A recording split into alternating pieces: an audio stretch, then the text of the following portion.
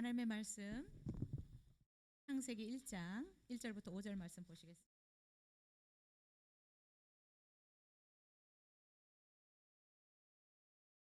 창세기 1장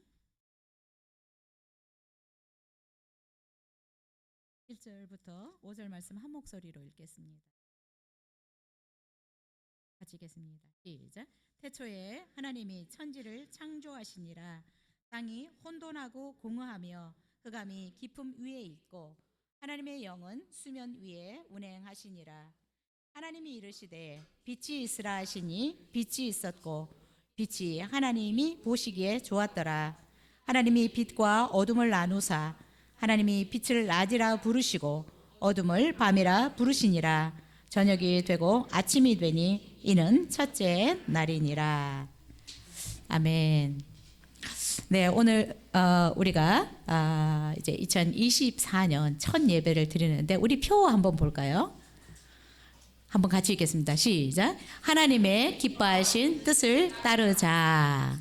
네, 말씀으로는 로마서 12장 2절 말씀. 너희는 이 세대를 본받지 말고 오직 마음을 새롭게 함으로 변화를 받아 하나님의 선하시고 기뻐하시고 온전하신 뜻이 무엇인지 분별하도록 하라. 네, 올 한 해는 그래서 이 주제를 중심으로 하나님의 기뻐하신 뜻을 성경 전체를 통해서 우리가 살펴보는 그런 한 해가 될 것입니다. 오늘 첫 번째 시간으로 하나님께서 기뻐하신 뜻이 무엇일까? 창세기 1장을 통해서 말씀을 나누려고 합니다. 자, 하나님의 가장 기뻐하신 뜻, 하나님이 우리의 창조주이고 우리의 주인이고 우리의 왕이라는 것을 알고 믿는 것이 어떤 것보다 가장 하나님께서 기뻐하시는 뜻이다라는 생각이 듭니다. 자, 하나님의 말씀인 성경은 우리가 알고 있는 것처럼 구약이 39권, 신약이 27권입니다. 그래서 성경은 전체가 66권입니다. 근데 총 장수로는 얼마나 될까요? 창세기 1장부터 계시록 22장까지 1189장 장으로 치면 절수는 31,173절 31,000. 네. 여러분, 그런데 성경 66권의 첫 장 그리고 첫 문장이 오늘 우리가 읽었던 태초에 하나님이 천지를 창조하시니라는 말씀입니다. 하나님은 성경 첫 장 첫 절에서 태초에 하나님이 천지를 창조하셨다라고 선언하고 있습니다. 여러분, 성경의 첫 장, 첫 절에 하나님이 천지를 창조하셨다라고 하는 이 문장을 배치해 놓은 것은 우연은 아닙니다. 성경 전체에서 우리가 믿어야 할 가장 중요한 내용이기 때문에 첫 장, 첫 절에서 딱 이렇게 선언하고 있는 것입니다. 여러분, 우리가 지금 사도신경을 고백했던 것처럼 우리가 믿어야 할 신앙 고백, 사도신경에서 우리는 가장 먼저 무엇을 고백합니까? 나는 전능하신 아버지 하나님, 천지의 창조주를 믿습니다. 천지를 창조하신 그 하나님을 믿는다고 우리가 신앙을 고백하고 있습니다.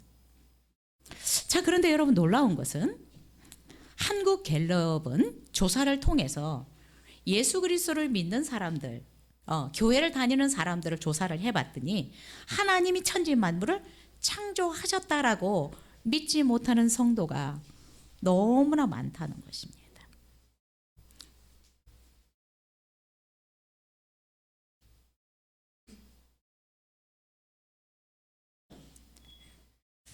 자, 교회를 다니고 입술로는 신앙 고백을 하는데 나는 전능하신 아버지 하나님 천지의 창조주를 믿습니다라고 고백을 하는데 하나님의 천지를 창조하셨다라는 사실을 못 믿는 성도가 많다라는 것입니다. 오히려 조사를 해봤더니 이 성도들 중에 불교의 핵심 교리라고 한 이 윤회설을 믿는 그리스도인들이 상상외로 많았다. 프로테지를 말을 하면 여러분이 놀랄 것 같아서 생략하겠습니다. 몸은 교회에 나와서 예배를 드리고 신앙 고백이라고 사도신경을 고백하고 있는데 여전히 마음속에는 윤회 사상이 있고 해탈이라는 이 불교적인 사상들이 그대로 있다라는 것입니다. 아직도 우리의 마음의 틀, 생각의 틀이 성경적인 틀로 안 바뀌었다라는 것입니다. 이것은 다른 말로 말하면 세계관이 바뀌지 않은 상태다라는 것을 증거해주고 있다라고 생각이 됩니다. 여러분, 우리가 세계관, 이 영어로 말하면 월드뷰라고 얘기를 하는데, 세계관이 안 바뀌었다라고 하는 것은 내가 세계를 바라보는 어떤 방식이나 틀이 안 바뀌었다라는 거예요. 껍데기는 바뀐 것 같은데 이 속이 안 바뀌었다. 마음이나 생각은 기존에 가지고 있던, 예수님을 알지 못했던 그 틀을 아직 깨지 못하고 그대로 가지고 있다라는 의미입니다. 여러분, 이 세계관이라는 것은 우리가 무엇을 보는 안경과 같은 것입니다. 그래서 어떤 지식으로, 어떤 관점에서 내가 사건을 보고 사물을 보고 역사를 보느냐에 따라서 그림이 많이 달라집니다. 그래서 세계관은 안경이라고 볼 수 있습니다. 내가 어떤 관점에서 어떤 사람을 보고 사건을 보고 또 역사를 보느냐, 어떤 지식을 가지고 무엇을 보느냐. 그래서 세계관, 그러면 어떤 세계를 바라보는 틀, 방식이라고 하는데 이것은 안경과 같은 것입니다. 그래서 내가 어떤 안경을 쓰고 신앙생활을 하고 어떤 안경을 쓰고 사람을 보고 사물을 보느냐에 따라서 많이 달라진다라는 것입니다. 그런데 한국의 이 그리스도인들이 뿌리 깊게 내려온 어떤 유교나 불교의 영향으로 아직도 성도들이 세계관이 바뀌지 않은 상태에서 신앙생활을 하고 있다. 이 기존에 가지고 있던 틀들이 많이 안 깨졌다라는 것입니다. 자, 그래서 하나님은 이 자연 만물과 우리 자신, 더 나아가서 하나님을 정확하게 인식하고 볼 수 있도록 우리에게 특별 계시, 이 성경이라는 안경을 우리에게 주셨습니다. 그래서 우리는 이 성경을 통해서 하나님을 보고, 성경을 통해서 자연 만물을 보고, 성경을 통해서 사람을 보도록 우리에게 특별 계시라고 하는 이 성경을 우리에게 안경으로 주셨습니다. 그래서 이제 우리는 안경을 바꿔 써야 되는데, 어떤 것을 보든 우리는 이 성경이라는 이 안경을 통해서 봐야 된다라는 것입니다. 우리 그리스도인들은 이제 이 성경을 통해서 하나님을 보고, 성경을 통해서 자연 만물을 보고, 성경을 통해서 또 나를 봐야 합니다. 세상 사람들이 보는 것이 아니라 하나님께서 나를 어떻게 만드셨고 나를 어떻게 보고 있는지. 여러분, 그래서 우리는 안경을 바꿔 써야 되는데, 이 안경은 여러분 우리의 마음이나 생각들, 이거를 이제 틀을 바꿔야 된다. 그래서 저는 이것을 다른 말로 시스템을 바꿔야 된다라는 말을 자꾸 합니다.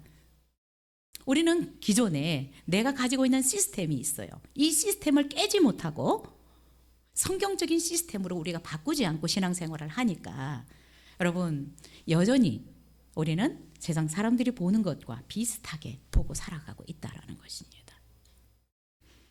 여러분의 세계관은 어떻습니까? 정말 여러분이 여러분의 자녀들을 볼 때, 자연 만물을 볼 때, 또 여러분 자신을 볼 때 이제 성경에서 하나님이 말씀하시는 이 기준을 가지고 보는지, 이 성경에서 말씀하시는 이 안경을 쓰고 여러분을 보고 세계를 보고 사물을 보고 또 여러분의 자녀들을 보는지, 이것은 여러분의 세계관이 어떤 세계관인지를 여러분이 내가 이것을 어떻게 바라보고 있는지를 보면 알 수 있습니다. 저는 이 시스템이 정말 성경적인 시스템으로 바꿔질 수 있기를 바랍니다. 올 한 해는 여러분 이 시스템을 많이 바꿨으면 좋겠어요. 어떤 시스템으로? 성경적인 시스템으로. 이 성경적인 시스템은 결국 우리가 하나님의 기뻐하신 뜻을 따라가게 될 때 우리의 시스템들이 이제 바뀌게 됩니다. 저는 3년 동안, 그동안 3년 동안 그래도 이 성경의 기초들을 놓기 위해서 설교를 계속 이 기초적인 부분들을 했는데, 이제 우리가 이 기초가 조금 되어서 이제 틀을 바꾸는, 우리의 이 시스템을 바꾸는 이런 부분들을 기도하고 있습니다. 그래서 우리가 하나님께서 기뻐하시는 이 시스템으로 우리가 우리 자신을 좀 바꿔야 돼서 하나님이 기뻐하시는 뜻을 따르자라고 올해 표를 세웠습니다. 여러분이 이 주일 설교와 수요일 날 설교를 여러분이 안 빠지시면 올 한 해 여러분들이 신앙적으로 굉장히 탄탄하게 여러분의 기초를 놓을 수 있을 것이라고 생각이 듭니다. 여러분 주일 예배뿐만 아니라 수요 예배는 정말 더 깊은 부분을 다루는 부분이기 때문에 수요 예배가 잘 안 되면 여러분 이 시스템이 잘 안 바뀌어요. 이 묵상을 통해서 우리 자신을 자꾸 봐야 되는데, 그래서 여러분 저는 수요일 날 나오신 분들은 특별히 제자 양육이라고 생각하고 수요 예배를 준비하고 있습니다. 그래서 정말 여러분이 예수 그리스도의 제자로 성장하기를 원한다면 수요 예배를 사수하시기를 바랍니다. 여러분 이 수요 예배는 어떤 교회 가서도 여러분이 이렇게 배울 수 없는 최고의 성경 공부예요. 여러분 교회를 다녀보셨지만 수요 예배처럼 이렇게 가르쳐 주시는 교회가 없어요. 수요 예배 이 묵상을 안 하면 우리의 틀이 안 바뀌어요. 정말 여러분이 이 성경적인 가치관, 세계관을 가지려면 묵상을 잘 하셔야 돼요. 주일날 하고 많이 다르니까 여러분이 정말 시간을 조율하셔서라도 수요 예배를 참석할 수 있기를, 왜냐하면 내가 성장하기를 위해서. 저는 여러분이 나와도 되고 안 나와도 돼요. 그렇지만 여러분 자신을 위해서 나오셔야 합니다. 여러분이 성장하기 위해서. 저는 수요 예배 나오시기를 강추합니다. 혹시 상황이 잘 안 되신 분들은 기도하실 수 있기를 바랍니다. 어떤 분은 진짜 수요 예배를 나오시기 위해서 2시간이 걸려도 기도하고 나옵니다. 그래서 자꾸 핑계 대지 마시고 나를 말씀 위에 세워가기 위해서 내 이 세계관, 내 틀을 성경적인 틀로 바꾸기 위해서 여러분이 기도하시고 적극적으로 수요 예배를 사모하시고 나올 수 있게 되기를 기도합니다. 왜 제가 이렇게 자꾸 얘기를 하냐면, 제가 이렇게 성경적인 가치관을 가질 수 있었던 것은 저는 묵상을 통해서이거든요. 묵상을 통해서 제가 성경적인 틀, 이 성경적인 방식으로 살아가는 것을 저는 배웠어요. 이 방법을 여러분도 잘 배울 수 있기를 바라고요. 그리고 여러분들은 그래도 좋은 것은 제가 그동안 이 성경적인 틀을 가지고 살아왔던 어쩌면 노하우 이런 부분들을 배우기 때문에 여러분은 훨씬 쉽게 가는 것입니다. 혼자 하려면 이거 어렵습니다. 그러니까 그래도 지금 제가 40년 신앙생활을 하고 여러분들에게 이걸 전수하는 것인데 여러분 잘 따라오실 수 있기를 바라고요. 여러분들을 위해서 이 시간을 투자할 수 있기를 저는 바랍니다.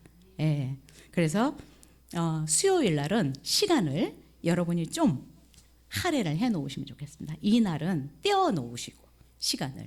그러면 저는 기대하기를 여러분 삶에 놀라운 일들이 일어날 것이라고 생각이 들고요. 이 시스템이 바뀌어야 삶이 바뀌게 돼 있어요. 그렇죠?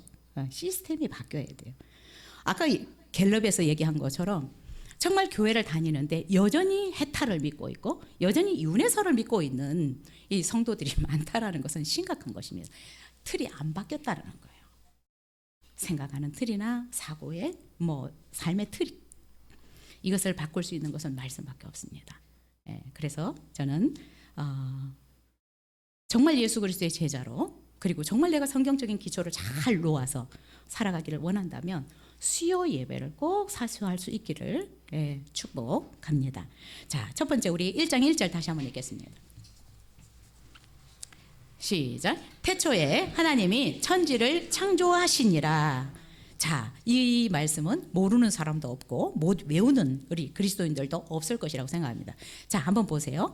태초에 하나님이 천지를 창조하시니라 라고 말씀하고 있습니다. 이 문장에서 가장 중요한 단어가 무엇일까요? 여기서 가장 중요한 단어가 무엇일까요? 하나님.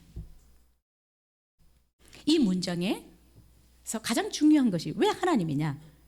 이 문장의 주어가 하나님입니다. 하나님이 천지를 창조하셨어요. 하나님이. 그래서 이 창조의 주체이신 하나님이 이 문장에서는 가장 중요한데, 우리는 때때로 이 하나님을 이렇게 슬쩍 넘어가 간과하는 경우들이 많아요. 그냥 천지를 창조하셨다. 여기에 우리가 포인트를 두는데, 여기에서 가장 중요한 포인트는 하나님이라는 분이십니다. 우리는 하나님이 창조하신 이 창조에 대한 것보다 이 창조를 하신 주체가 누구냐? 그분이 바로 하나님이다. 그래서 제일 중요한 부분은 하나님이다라는 것을 우리는 알 수 있습니다. 성경은 첫 장 첫 절에서 온 우주를 창조하신 분이 바로 하나님이다라고 선언하고 있습니다. 그래서 우리는 무엇보다 먼저 천지를 창조하신 하나님의 존재, 이 천지를 창조하신 분이 하나님이다. 더 나아가서 나를 창조하신 분이 하나님이다라는 인식을 할 수 있어야 합니다. 하나님은 보이지 않는 영이신 분인데 하나님은 자기의 존재를 어디서 드러내셨냐? 창조에서. 자신의 존재를 하나님은 천지 창조를 통해서 드러내셨습니다. 자, 근데 이 하나님을 성경에서는 히브리 말로 하나님의 이름이 굉장히 많습니다. 그렇죠? 아도나이, 야훼, 뭐 또 이렇게 엘로힘, 뭐 엘샤다이, 하나님의 이름이 굉장히 많아요. 근데 이 천지를 창조하신 이 하나님의 하나님을 어떻게 이름을 표현하냐? 엘로힘이라고 표현하고 있습니다. 여러분 많이 들어보셨죠? 엘로힘. 자, 이 이름 엘로힘이라는 단어는 구약 성경에 2250번 정도가 사용되었다라고 학자들은 얘기를 하고 있습니다. 자, 엘로힘이라는 하나님의 이름을 쓸 때는 하나님의 특별한 능력과 권세를 강조할 때 엘로힘이라는 단어를 씁니다. 하나님이 특별한 능력과 권세를 가지신 분이다. 그 하나님이 천지를 창조하셨다. 천지를 아무나 창조하는 것이 아닙니다. 그렇죠? 탁월한 능력과 권세를 가지신 분이 창조했다라는 것을 선언하고 있습니다. 자, 하나님이 이렇게 탁월한 능력과 권세를 가지셨다라고 하는 것을 여러분 우리는 창조를 통해서 분명히 알 수 있는데, 자, 그의 창조를 통해서 하나님이 엘로힘, 탁월한 능력과 권세를 가지신 분이다라는 것을 어떻게 알 수 있느냐? 자, 하나님은 창세기 1장 전체를 통해서 하나님이 창조하실 때 누구의 도움을 받지 않았습니다. 누구와 상의하지 않았어요. 또 누구에게 배우지도 않았습니다. 전능하신 하나님이, 탁월한 능력을 가지신 하나님이 혼자서 온 우주 만물을 창조하셨다라는 것을 우리는 1장에서 분명히 알 수 있습니다. 그래서 이사야는 이렇게 얘기를 합니다. 누가 여호와의 영을 지도하였으며 누가 그의 모사가 되어 그를 가르쳤으랴. 그가 누구와 더불어 의논하였으며 누가 그를 교훈하였으며 그에게 정의의 길로 가르쳤으며 지식을 가르쳤으며 통달의 도를 보여주었느냐. 하나님이 이렇게 창조하실 때 누구와 상의하지 않았다. 누가 가르쳐주지 않았다. 누가 도와주지 않았다라고 얘기를 하고 있습니다. 천지를 창조하신 엘로힘 하나님은 능력과 권세가 무한하신 분이십니다. 그리고 하나님이 이 엘로힘이라는 단어를 쓸 때 그 하나님이 권세가 있고 능력이 있다라는 것을 우리가 또 무엇으로 볼 수 있느냐? 창조에서 볼 수 있는데, 하나님은 1장에서 보면 온 우주 만물을 창조하시는데 어떤 도구를 사용하지 않습니다. 어떤 재료를 사용하지 않아요. 이게 전능한 거 아니에요. 하나님은 무엇을 사용하고 있습니까? 말씀. 하나님은 오직 자기 입에서 나오는 이 말, 이것 외에는 어떤 도구도 어떤 재료도 사용하지 않았다라는 것입니다. 그래서 그분의 이름을 지금 엘로힘, 천지를 창조하신 분이 엘로힘, 전능하시고 능력이 무한하신 탁월하신 분이다라는 것을 말씀하고 있습니다. 하나님은 천지를 창조하실 때 누구의 도움도 받지 않으셨고 어떤 도구나 재료를 사용하지 않았다라는 것입니다. 오직 하나님의 말씀으로 천지 만물을 창조하신 전능하신 하나님이십니다. 우리 3절을 한번 읽어볼까요? 시작. 하나님이 이르시되 빛이 있으라 하시니 빛이 있었고. 자, 여기서 이르시되, 말씀하시되, 하나님이 말씀하시되 빛이 있으라 하시니까 빛이 있었더라. 1장 6절에도 보니까 하나님이 이르시되, 1장 9절에도 하나님이 이르시되, 11절에도 하나님이 이르시되, 14절에도 하나님이 이르시되, 20절에도 하나님이 이르시되, 24절에도 하나님이 이르시되, 무엇이 있으라라고 말씀하시니까 그대로 되었더라라고 말씀하고 있습니다. 하나님은 천지를 창조하실 때 누구의 도움도 받지 않으시고 어떤 도구나 재료를 전혀 사용하지 않았다라는 것입니다. 오직 하나님의 말씀으로 온 우주 만물을 창조하셨다라는 것입니다. 그런데 성경은 뭐라고 얘기합니까?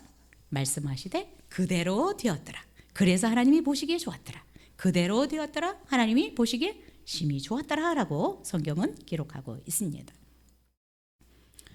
여러분, 우리가 우주 만물을 볼 때, 또 나 자신을 볼 때 우리는 누구를 인식해야 되느냐? 하나님을 인식해야 되는 것입니다. 이렇게 꽃을 볼 때 하나님을 인식해야 되는 거. 이런 나무를 볼 때 하나님을 인식해야. 여러분, 우리가 이 하나님이 인식이 되어질 때, 여러분, 우리 몸을 통해서도 우리가 하나님이 인식이 되어질 때 우리는 그분 앞에 무릎을 꿇을 수 있습니다. 그 하나님이 인식이 될 때 우리는 그분 앞에 경배를 드릴 수가 있습니다. 이 하나님이 인식이 되지 않으면 어때요? 자연 만물이 숭배의 대상이 되는 것입니다. 어마어마한 돌, 태양, 해, 이런 것들이 뭐예요? 숭배의 대상이 되는 거예요. 하나님을 인식하는 게 아니라 경배의 대상으로 잘못되는 거예요. 미국은 땅이 커서 그런지 모르지만 이 돌들도 엄청 큰 돌들이 있더라고요. 아틀란타에 가면 스톤 마운틴이라는 곳이 있어요. 저도 그 전도여행 갔다가 스톤 마운틴에 한번 올라가 봤는데 돌 하나가 그냥 산이에요. 산. 돌들이 아니에요. 스톤 마운틴. 그런데 그것을 만드신 분이 하나님이다라는 것을 인식하지 못하는, 그거는 어마어마한 어떤 그 안에 정령, 영이 있는 것으로 생각을 하는 거예요. 그리고 숭배를 하려고 하는 거예요. 우리나라는 보면 그죠? 고목나무도 숭배의 대상이 되고 큰 바위도 숭배의 대상이 되고, 일본 사람들은 모든 게 다 신처럼 여기잖아. 해도 신, 달도 신, 개도 신, 뭐도 신. 창조주 하나님을 인식하지 못하니까. 여러분, 하나님의 말씀의 위력을 잊지 않는 한 해가 되었으면 좋겠습니다. 하나님이 말씀하시니까 빛이 있고 새들이 만들어지고 나무들이 만들어지고 모든 것들이 하나님이 말씀하시니까 그대로 되었더라. 여러분, 그래서 이 말씀을 여러분 가볍게 여기시면 안 됩니다. 이 말씀은 하나님의 말씀이고 살아있는 말씀입니다. 말씀하셨더니 그대로 그런 일들이 일어났던 말씀입니다. 올 한 해 어떻든 말씀을 사모하실 수 있기를 바랍니다. 작년에 1독 못 하셨던 분들, 네, 뭐 1독뿐만 아니라 2독, 3독도 하실 수 있었으면 좋겠습니다. 자, 하나님께서 천지를 창조하실 때 태초에 하나님이 천지를 창조하셨다라고 할 때 이 창조라는 단어를 바라라는 단어를 씁니다. 베레시트 엘로힘 바라.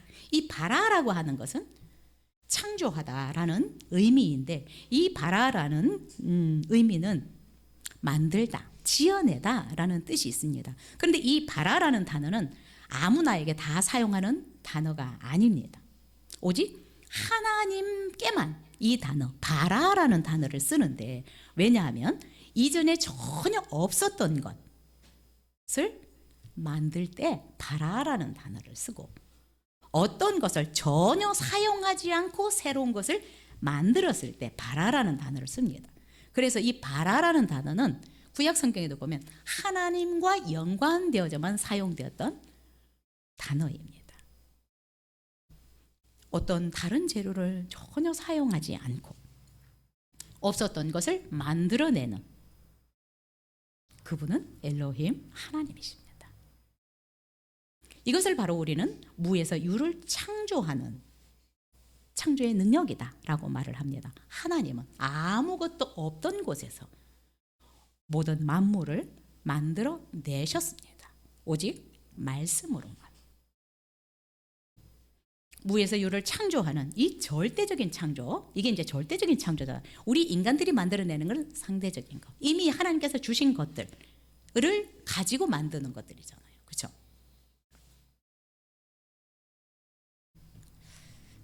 이 절대적인 창조는 오직 전능하시고 능력이 탁월하시고 자존하신 스스로 계신 하나님께만 사용할 수 있는 것입니다. 자, 우리 2절을 한번 읽겠습니다. 시작. 땅이 혼돈하고 공허하며 흑암이 깊음 위에 있고 하나님의 영은 수면 위에 운행하시니라.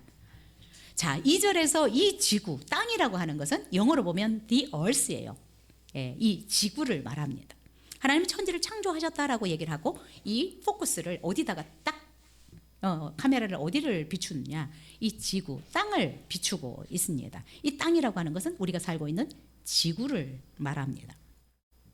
자, 하나님은 이제 천지를 창조하시고 구체적으로 하나하나를 창조하시는데 2절에 보니까 이 지구의 상태가 어땠느냐, 혼돈하고 공허하며 흑암이 깊음 위에 있었더라라고 얘기를 하고 있습니다. 이 지구가 아무 형태도 없이 뒤죽박죽 무질서한 상태로 있었고요. 그리고 아무것도 없는 공허한 empty였던 상태로 있었더라. 뿐만 아니라 정말 그런 상태이기 때문에 흑암 가운데 있었더라. 절망적인 상태에 있었더라라고 성경은 얘기를 하고 있습니다. 아무것도 없는 이 지구 안에 하나님은 말씀으로 생명체들을 만드시기 시작하셨습니다. 우리는 전능하신 하나님이 계시다라는 것을 자연 만물을 통해서 분명하게 인식해야 합니다. 꽃을 보면서, 나는 특히 저는 저를 보면서 그 하나님의 위대하심을 볼 수 있어요.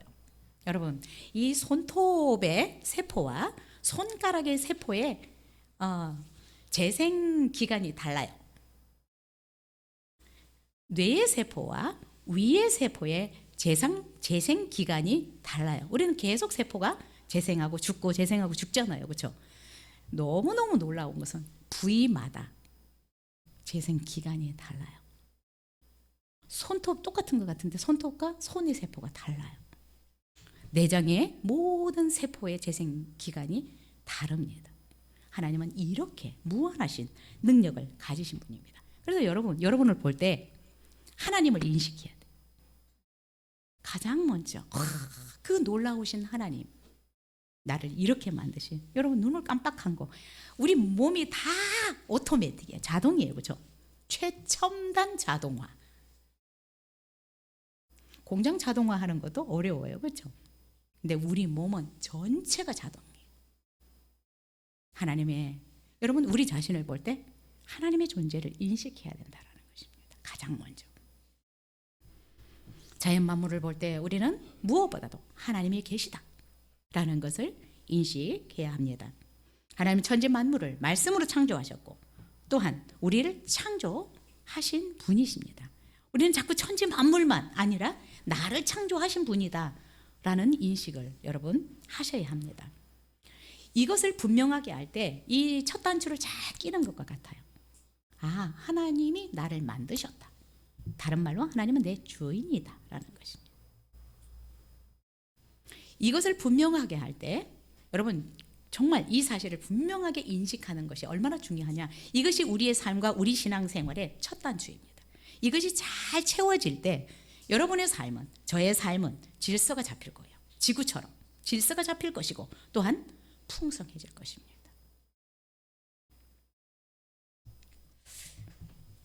올 한 해 정말 하나님이 어떤 분이신지 성령의 계시를 통해서 우리가 분명하게 인식할 수 있었으면 좋겠고요. 그 하나님께 더 경배를 드릴 수 있는, 하나님께 영광을 돌릴 수 있는 저와 여러분이 되었으면 좋겠습니다. 자, 1절 또 다시 한번 읽겠습니다. 시작. 태초에 하나님이 천지를 창조하시니라. 여러분 이 창세기라는 말은 어디에서 나왔느냐? 이 태초에라는 말에서 나왔습니다. 히브리 말로는 태초라는 말을 베레시트라는 말을 쓰는데 이 베레시트 성경의 가장 첫 글자, 첫 단어죠. 그렇죠? 첫 단어를 통해서 붙여진 이름이 창세기라는 이름입니다. 이 베레시트라는 단어가 시작, 근원, 으뜸이라는 뜻입니다. 그래서 이 베레시트라고 하는 것은 하나님이 천지를 창조하시는데 베레시트라는 것은 시작의 원점, 출발점을 의미하고 있습니다. 이 세상의 모든 것들이 어디서부터 출발하느냐? 하나님으로부터 시작이 되는 것입니다. 그래서 하나님은 천지 만물의 시작이고 근원이고 시초다라는 것을 1장 1절에서는 못을 받고 있습니다. 그 누구가 아니라 이 세상이 존재하기 시작한 것은 하나님으로부터다라는 것입니다. 그래서 이 태초, 베레시트라는 단어는 시간적인 의미로는 기원이라는 뜻이 있지만 존재의 의미로서는 근원이라는 의미가 있습니다. 시간적으로 하나님은 기원이 되시지만 만들어진 모든 것들에 대한 근원, 뿌리이십니다. 그래서 우리는 창세기 1장 1절을 통해서 하나님이 모든 만물의 시초이고 출발점이다, 하나님이 기원이다 라는 것을 우리는 분명히 알아야 합니다. 창세기 1장 1절에서 천지의 모든 것이 하나님으로부터 시작되었고 존재하게 되었다라는 것을 선언하고 있습니다. 이 세상의 누구도 우주가 어떻게 시작이 됐고 존재하게 되었는지 말해주지 못했습니다. 왜요? 보지 못했기 때문에. 그런데 성경은 유일하게 천지의 모든 것들이 하나님으로부터 시작이 되었고 존재하게 되었다라는 것을 우리에게 분명하게 가르쳐 주고 있습니다. 그래서 여러분, 창세기는 기원의 책이다라고 얘기를 합니다. 이 세상에 존재하는 모든 것들의 기원, 이것이 어디서부터 시작이 되었는지를 창세기에서 말씀을 하고 있습니다. 그래서 창세기는 기원에 관한 책인데 모든 기원, 모든 출발이 창세기에서 시작되고 있습니다. 여러분, 물질의 출발, 공간의 출발, 시간의 기원, 그리고 해달별, 이 빛이나 물이나 천체의 기원, 이게 다 창세기에서 시작되고 있습니다. 새나 물고기, 동물들, 이 모든 것들이 하나님으로부터 시작되었다, 기원되었다라고 말씀하고 있습니다. 모든 것이 하나님으로부터 시작이 되었습니다. 자, 인류와 관련해서도, 우리 인간과 관련해서도 이 창세기에서는 모든 우리 인류의 기원에 대해서 밝혀주고 있습니다. 여러분, 우리가 인간이 어떻게 만들어졌는지, 죄가 어디서부터 왔는지, 노동은 어떻게 해서 시작이 되었는지, 죽음은 어떻게 해서 왔는지, 왜 우리를 남자와 여자라고 부르는지. 여러분, 우리는 그냥 남자 여자라고 불렀지만 성경은 이 기원을 우리에게 말씀하고 있습니다. 결혼이 어디서부터 시작되고 있습니까? 창세기에서. 가정이 어디서부터 시작이 됩니까? 살인이 어디서부터 나왔어요? 문명이, 종족이, 국가의 어떤 제도가, 언어가 어디서부터 나옵니까? 왜 우리가 이렇게 언어가 혼잡해졌어요? 이 기원을 성경은 분명히 바벨탑 사건을 통해서 우리에게 말씀하고 있습니다. 우리의 구원과 관련해서도 창세기에서 그 기원을 말씀하고 있습니다. 창세기 3장 15절을 그래서 원시복음이라고 얘기를 합니다. 하나님은 범죄한 인간을 위해서 창세기 3장 15절에서 벌써 하나님의 구원 계획을 말씀을 하셔서 여자의 후손을 보내실 것을 약속을 하셨습니다. 모든 것이 이 창세기에서 기원을 밝혀주고 있는데 그 기원이 바로 시작이, 출발점이 하나님이다라는 것을 말씀하고 있습니다. 자, 하나님이 출발점이다, 하나님이 시초다라고 하는 것을 우리는 무엇을 통해서 알 수 있을까요? 이건 억지가 아니에요. 하나님이 모든 것을 창조하셨어, 하나님이 시초야, 하나님이 출발점이야.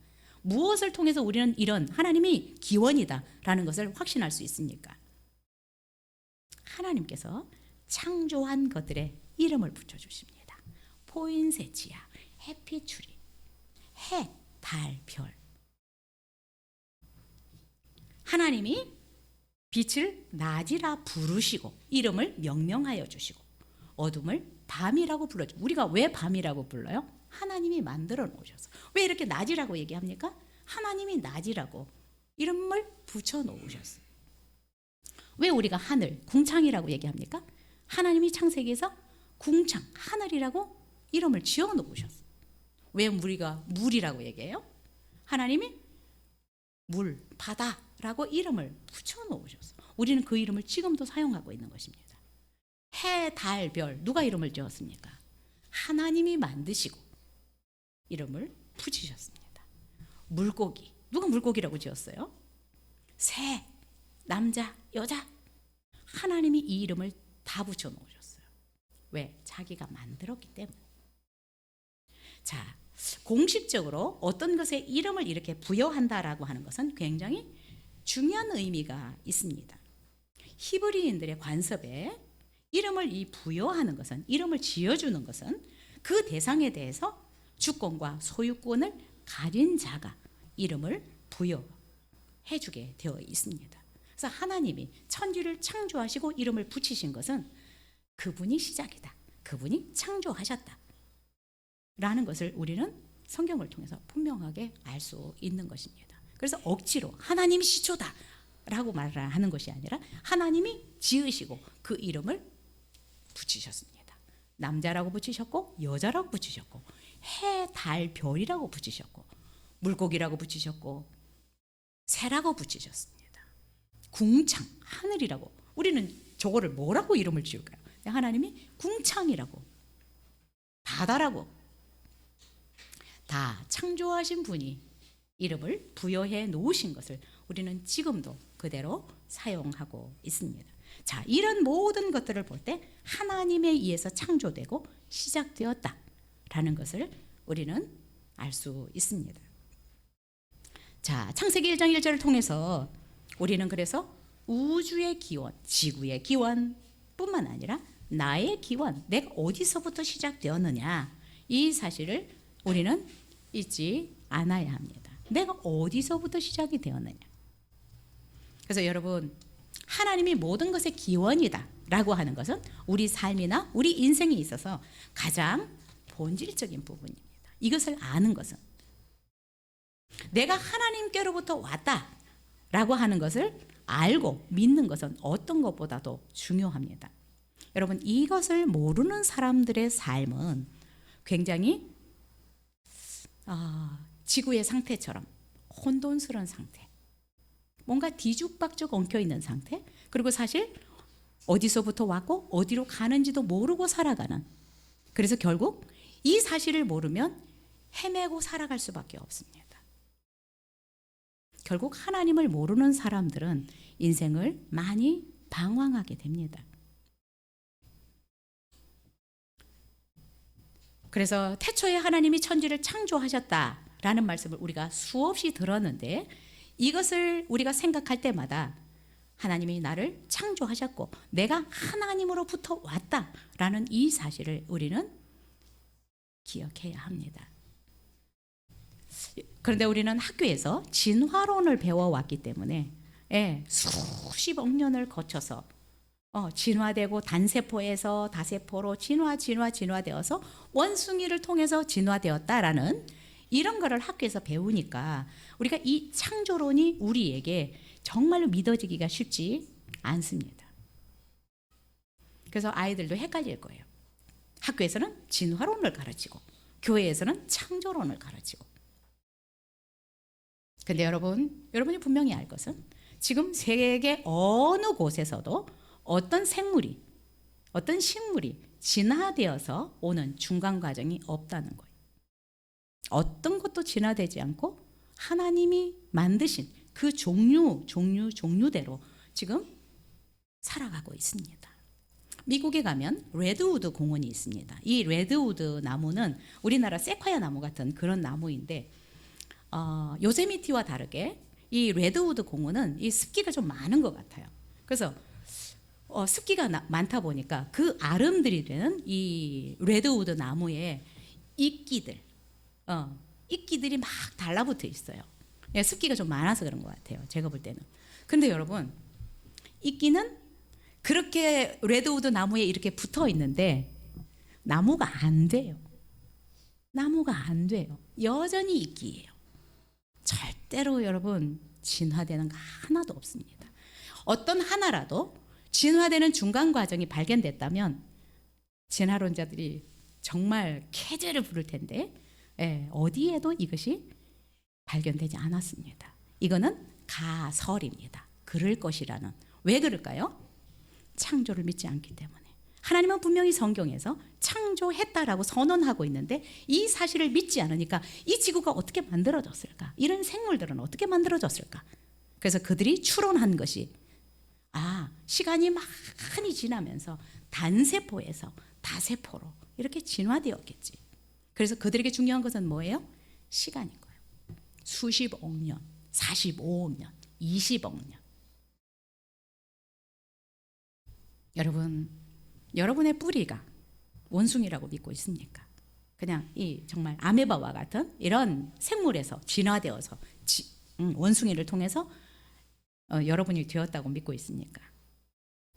여러분의 근원, 뿌리는 하나님이다 라는 것을 인식했으면 좋겠습니다. 내 뿌리를 찾지 못하면 인생은 헤맬 수밖에 없습니다. 천지와 만물 뿐만 아니라 나도 하나님으로부터 시작되었다. 하나님으로부터 시작되었기 때문에 우리는 반드시 하나님께로 돌아갈 거다 라는 것을 잊지 않고 사셨으면 좋겠습니다. 세 번째로, 태초에 하나님이 천지를 창조하셨다 라는 이 말 속에는 하나님은 우주의 통치자이고 왕이다 라는 의미가 포함되어 있습니다.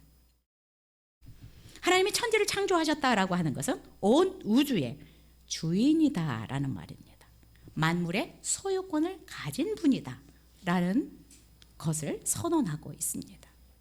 자, 하나님이 6일 동안 모든 것들을 말씀으로 창조하시고 마지막 하나님의 형상을 닮은 인간을 만드시고 우리 인간들에게 하나님이 그동안 6일 동안 창조하셨던 이 모든 것들을 다스려라 라고 통치권을 우리에게 위임해 주셨습니다. 하나님의 대리자로서 하나님이 창조한 것을 돌보고 관리하도록 대리 통치자로 우리를 임명해 주셨습니다. 그것이 창세기 1장 28절입니다. 하나님이 그들에게 복을 주시며 하나님이 그들에게 이르시되 생육하고 번성하여 땅에 충만하라. 땅을 정복하라. 바다의 물고기, 하늘의 새와 땅에 움직이는 모든 생물을 다스리라 하시니라. 하나님이 모든 것을 만드셨지만 이 모든 것들을 관리하도록 다스리도록 임명해 주셨는데 그것이 바로 하나님의 형상을 닮은 우리 인간이다라는 것입니다. 그래서 우리는 창세기 1장 28절을 통해서 학교에서 배웠던 것처럼 인간을 만물의 영장이다라고 얘기를 합니다. 예, 모든 것들을 다스릴 수 있는 통치권을 우리가 위임받은 것입니다. 자, 그런데 우리가 알아야 될 것은 우리가 주인이 아니라는 거예요. 우리가 주인이 아니다. 우리는 단순히 이것을 관리하는 청직이다 라는 것을 잊어버리면 안 됩니다. 하나님은 이 부분을 굉장히 분명히 하셨어요. 하나님이 창조주이고 우리가 피조물이다. 하나님이 주인이고 우리는 관리인이다 라는 것을 인식할 수 있도록 분명하게 딱 선을 그어주셨습니다. 여러분, 그래서 우리는 내가 자꾸 주인이 되려고 하면 안 되는 것입니다. 나를 만드신 주인이 있다라는 거예요. 하나님은 인간이 창조주가 아니라 피조물이다라는 것을 잊지 않도록 하기 위해서 어떻게 하셨어요? 에덴 동산에 선악과를 두셨습니다. 자, 이 선악과를 볼 때마다 하나님이 왕이고 하나님이 주인이다라는 사실을 기억하라는 사인이었어요. 그래서 이 아담과 하와는 선악과를 볼 때마다 하나님이 주인이시지 하나님이 왕이시지라는 것을 되뇌었을 것입니다. 그런데 어느 날 사단의 유혹으로 하와는 이 넘지 말아야 될 선을 넘었습니다. 자기도 하나님과 같아지고 싶은, 하나님과 레벨을 같이 하고 싶은 생각이 들었습니다. 여러분, 그런 생각이 들지 모르지만 우리도 내가 그냥 내 인생의 주인이 되고 싶은 생각이 가득하겠지만 여러분, 그냥 그러고 싶을 뿐이지 실제 주인은 아니다라는 것을 우리가 알아야 합니다. 아담은 결국 자기가 왕처럼 군림하고 주인처럼 행세하고 싶었던 것 같아요.